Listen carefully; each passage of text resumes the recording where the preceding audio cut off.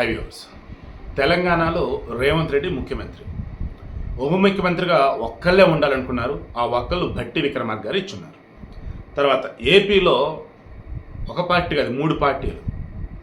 దీని ఉప ముఖ్యమంత్రి ఇద్దరికి ఇస్తారు, ముగ్గురికి ఇస్తారు అని రకరకాలు అనుకున్నారు. కానీ ఒకళ్ళే ముఖ్యమంత్రి చంద్రబాబు గారు, ఉప ముఖ్యమంత్రి వచ్చేసి పవన్ కళ్యాణ్, అంతే. ఇక పవన్ కళ్యాణ్కి సంబంధించి ఆయన ఎంతో ఇష్టపడ్డాడు. నాకు ప్రకృతి అంటే ఇష్టం, పర్యావరణం అంటే ఇష్టం, గ్రామాలంటే ఇష్టం అన్నారు. దెన్ ఆయన కోరుకున్న శాఖలు ఆయనకు వచ్చినాయి. 1 by 1 వెళ్దాం. ముందుగా ముఖ్యమంత్రి చంద్రబాబు నాయుడు గారు, ఆయనకి జనరల్ అడ్మినిస్ట్రేషన్, సాధారణ పరిపాలన అండ్ లా అండ్ ఆర్డర్ ఆయనకే. ఇది కాకుండా ఇంకా ఏదైనా శాఖలు ఎవరికి కేటాయించలేదంటే అది చంద్రబాబు గారికి ఉంటుంది, ముఖ్యమంత్రి కాబట్టి. నెక్స్ట్ ఉప ముఖ్యమంత్రి deputy chief minister Pawan Kalyan only. Panchayati Raj, గ్రామీణ అభివృద్ధి, తాగునీటి సరఫరా, పర్యావరణం, అడవులు, సైన్స్ అండ్ టెక్నాలజీ. సూపర్ కదా అది.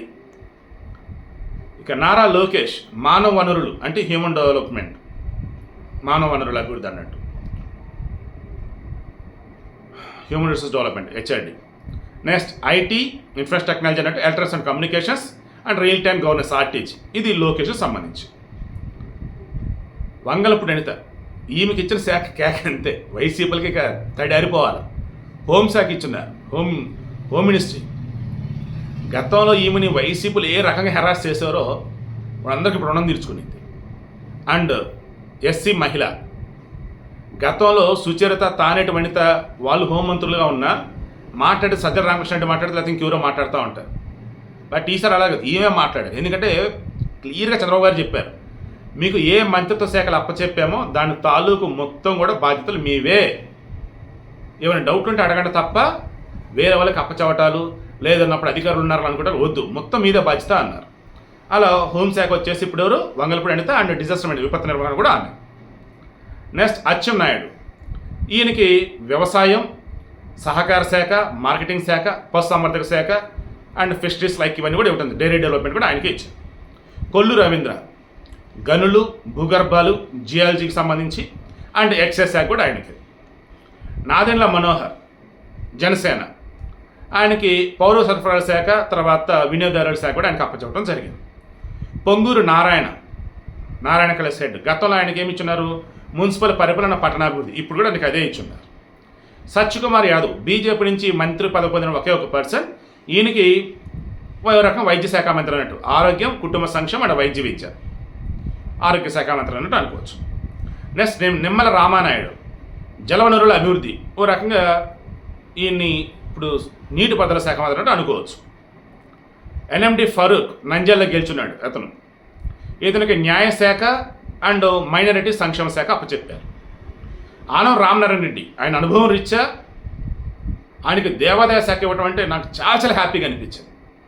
ఖచ్చితంగా ఎక్కడైతే దేవాలయాలు, పూజారులు ఓ రకంగా ఇన్నాళ్ళుగా ఈ గత 5 సంవత్సరాలకు ఇబ్బందులు పడుతూ ఉన్నారు, ధూపదీప నైవేద్యాల విషయంలో కానీ డెవలప్మెంట్ విషయంలో ఇబ్బందులు ఎదురవుతున్నాయి, వాటన్నింటి ఖచ్చితంగా సరిదిద్దుతాడు ఈ నెల్లూరు పెద్దారెడ్డి, మనం ఆనం రామనారాయణ రెడ్డి దేవాదాయ శాఖ. పయ్యావుల కేశవ్, టీడీపీలో అత్యంత కీలకమైనటువంటి వారు ఈయనొకడు. పార్టీ కష్టకాలంలో ఉన్నప్పుడు మొత్తం అసెంబ్లీలో పార్టీ పరంగా వాయిస్ వినిపించిన గట్టి క్యాండిడేట్ ఇతను. మంచి సబ్జెక్ట్ నాలెడ్జ్ ఉన్న పర్సన్ ఈయనకి ఆర్థిక శాఖ అప్పచెప్పున్నారు, ప్రణాళిక శాఖ అండ్ వాణిజ్య పనులు కూడా పయ్యావుల కేశవే. ఇక అనగానే సత్యప్రసాద్, మంచి నేమ్ ఉన్నటువంటి పర్సన్. వైసీపీలో ఎంతో ట్రై చేసిన సరే అసలు ఎక్కడ తొనకలా బెనకలా టీడీపీలో ఉంటారు అబ్బాయి అన్నాడు. 40,000కు పైగా మెజారిటీతో గెలుచున్నాడు. సో అనగానే సత్యప్రసాద్, ఈయనకి రెవెన్యూ, స్టాంపులు అండ్ రిజిస్ట్రేషన్ శాఖ అప్పచెప్పి చాలా కీలకమైన శాఖలు ఇది ఒకటి. కొలుసు పార్థసారథి, గతంలో వైఎస్ఆర్ మంత్రిగా చేస్తున్నాడు. జగన్మోహన్ రెడ్డి వచ్చేసరికి పాపం ఆయన పక్కన పెట్టాడు ఆల్మోస్ట్. ఇంకా లాస్ట్ మూమెంట్లో వైసీపీ నుంచి టీడీపీకి వచ్చాడు, నూజివీడి నుంచి పోటీ చేశారు, ఓడిపోతారు అనుకున్నాడు, బట్ బ్రహ్మాండం గెలుచున్నాడు. ఇతనికి వచ్చేసి గృహ నిర్మాణం అండ్ ఐఎన్పిఆర్ తప్పి సమాచార శాఖ ఇచ్చున్నారు. నెక్స్ట్ డోలా శ్రీ బాల వీరాంజనేయ స్వామి, ఈయనకి సాంఘిక సంక్షేమం, సచివాలయం, గ్రామ వాలంటీర్ల వ్యవహారాలు ఇవ్వడం జరిగింది. సో ఒక రకంగా సచివాలయం, గ్రామ వాలంటీర్ల వ్యవహారాలు అవన్నీ అస్థితిగా ఉంటాయని భావించవచ్చు, వాళ్ళని తీశారు. గొట్టిపాటి రవికుమార్, ఈయనకి విద్యుత్ శాఖ అప్పచెప్పారు, యాక్చువల్గా ఎనర్జీ అన్నారు, సో విద్యుత్ శాఖ కింద వచ్చింది, ఇంధన శాఖ మంత్రి అన్నట్టు.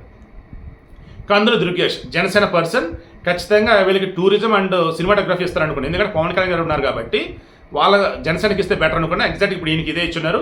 పర్యాటకం, సాంస్కృతికం అండ్ సినిమాటోగ్రఫీ వచ్చేసి కందులు దుర్గేష్ జనసేన పర్సన్కి ఇచ్చారు. తర్వాత గుమ్మడి సంజారాణి, ఈమె వచ్చేసి ట్రైబల్ పర్సన్, ఎస్టీ కాబట్టి ఈమెకి గిరిజన సంక్షేమం, ఆడమనిషి కాబట్టి మహిళా శిశు సంక్షేమం ఇచ్చున్నారు. మొత్తం ముగ్గురు మహిళలకే ఇచ్చున్నారు. అనిత, సంజయరాణి అండ్ సవిత ముగ్గురు మహిళలే. ఆ ముగ్గురు మహిళలు కూడా చాలా కీలకమైనటువంటి బాధ్యతలు అప్పచెప్పున్నారు. సో ఇక్కడ సంజయరాణి గారికి ఏంటి, మహిళా శిశు సంక్షేమం అండ్ గిరిజన సంక్షేమం.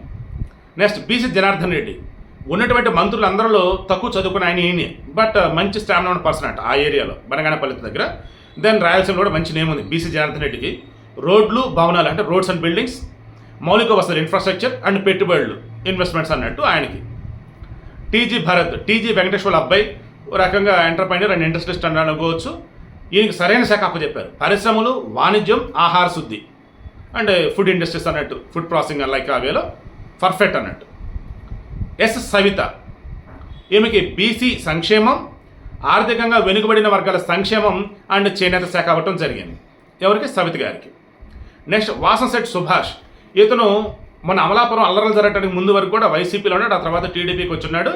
ఇతనికి సంబంధించి కార్మిక, పరిశ్రమలు, బీమా, వైద్య సేవలు అంటే లేబర్ డిపార్ట్మెంట్కి సంబంధించి మొత్తం ఇతను చూసుకుంటాడని భావించవచ్చు కార్మికులకు సంబంధించి.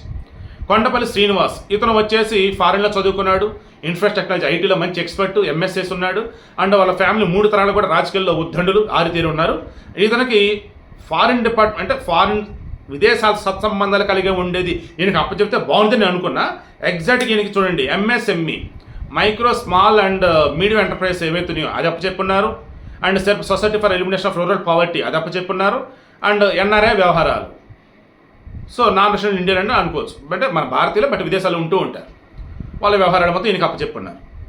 Last but one Mandipalli Ram Prasad Reddy, ఈయనకు వచ్చేసి రవాణా అండ్ యువజన యూత్ వింగ్ అన్నట్టు అండ్ క్రీడలు, స్పోర్ట్స్ అన్నట్టు ఈయనకి అప్పచెప్పడం జరిగింది.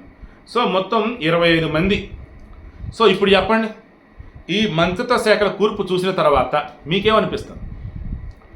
వైసీపీలో ఎస్సీలకి ఇన్నిచ్చా, ఎస్టీలకి ఇన్నిచ్చా, బీసీలకి ఇన్నిచ్చా, కాపులకి ఇన్నిచ్చా, కమ్మలకి ఇన్నిచ్చా, రెడ్లకి ఇన్నిచ్చా అంటూ కులాల వారీగా చెప్తాడు. వాళ్ళు వచ్చి మీడియా ముందు మాట్లాడతారేమంటే అబ్బాయి వాళ్ళు మాట్లాడరు. సదర్ రామకృష్ణ అంటే మాట్లాడతాడు.